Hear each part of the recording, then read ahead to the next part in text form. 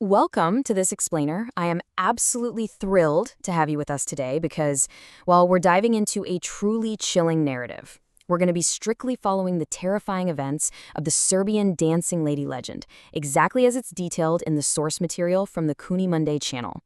We're going to break down the entire sequence of events, the dark lore, and the really tragic aftermath to explore basically every dark corner of the story. All right, let's just jump right into this.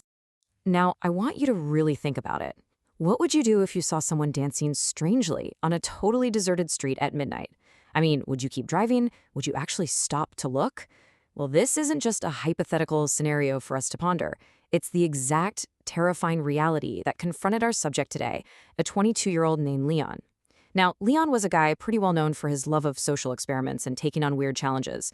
But what he encountered on his way home from a party one winter night, yeah, that was a challenge he was completely unprepared for.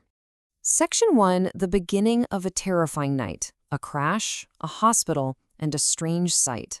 So the sheer chaos of Leon's night escalated incredibly fast. At exactly midnight, Leon is driving home, going pretty fast, blasting loud music. Suddenly, out of nowhere, a strange-looking woman appears directly in front of his car. He swerves hard to avoid her and, boom, crashes straight into a tree. Fortunately for him, there happened to be a hospital right there and the staff rushed out to help. About 15 minutes later, Leon gets treated for a minor head injury and is quickly discharged. But guys, here is where it gets really weird. While he's waiting on the hospital's second-floor balcony for a tow truck and a taxi, he's standing there trying to convince himself the woman in the road was just some kind of illusion. Then he looks down, and there she is, right under a nearby streetlight, the exact same woman performing an incredibly bizarre, disjointed dance. He quickly pulls out his phone to record her, and then, poof, she vanishes. But here's the crazy part. The video was completely gone. When he checked his phone immediately after she disappeared, the recording had inexplicably stopped, and the file simply did not exist anywhere on his device. This wasn't just some standard technical glitch. This was the very first undeniable sign that Leon was dealing with something that totally defied logic. Visibly shaken at this point, understandably, Leon grabs his cab and just heads straight home. Moving on to Section 2, the Serbian dancing lady online, discovering the internet's dark lore. So when Leon gets home, his curiosity completely overrides his fear. He immediately jumps onto the internet looking for answers. And according to the source material, he quickly finds out he is definitely not alone in this experience. He stumbles upon the legend of the Serbian dancing lady. It's an internet urban legend describing a strange woman who performs these bizarre, hypnotic dances under streetlights at night. Leon actually finds a quick video online showing this exact same woman doing that exact same unnatural dance under a street lamp. But instead of terrifying him into double-locking his doors, this discovery only fuels his obsession. Now, the internet, as it always is deeply divided on how to explain this entity, which Monday outlines perfectly. There are basically two competing theories here. Side A argues that this is just a normal human being, maybe a mentally unstable woman wandering the streets at night. But then you have Side B, which argues something far more sinister. They claim she is a supernatural ghost performing a dark, haunted ritual. And Leon, being the relentless social experimenter that he is, decides right then and there he needs to find out which side is right. Section 3. The dangerous midnight decision. Returning to the scene of the encounter. Okay, so the very next night, Leon makes a highly ill-advised choice that is going to alter the course of his life forever. And worse, he actually brings his younger brother Nico along with him. Their midnight plan is super simple but incredibly dangerous. Step 1. They arrive near that exact same hospital streetlight right at 12 a.m. Step 2. They hide in the dark at what they assume is a safe distance away. And Step 3. They wait, camera in hand, ready to capture the actual truth. At first, nothing happens at all. Time just ticks by.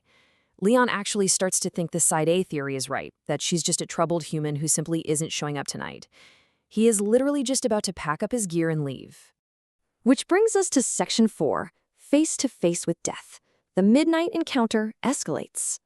Literally just as they are about to leave, the entire atmosphere shifts. A woman dressed entirely in white clothes with a highly unnatural, bizarre walk suddenly appears. She steps right under that same street lamp. Her gait is just entirely abnormal, sort of strange and disjointed. Leon immediately hits record on his camera. She begins to perform that same eerie, unnatural dance he saw the night before. But tonight, things are very, very different. The dance rapidly escalates into an absolute nightmare. First, Leon notices through the camera lens that she is actually holding a knife while she dances. Her thick hair is completely obscuring her face, making it impossible to see who or what she is. And then the horror just ramps up. She suddenly stops dancing altogether.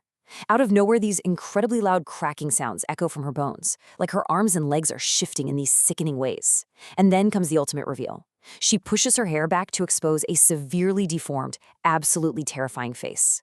And without a word, she begins slowly walking directly toward Leon and Nico. Absolute panic sets in. Leon turns to bolt for the car, right? But Nico is not with him. Leon whips his head around to find his younger brother standing right next to the dancing lady. Nico is completely hypnotized, totally caught in some sort of terrifying trance, entirely under her control. So their survival totally relies on the split-second, frantic escape. Leon yells with everything he has, and the sheer volume of his voice snaps Nico right out of his trance. Both brothers sprint for their lives and lock themselves inside Leon's car. But as they hit the gas and peel out, the lady suddenly teleports directly in front of the moving vehicle.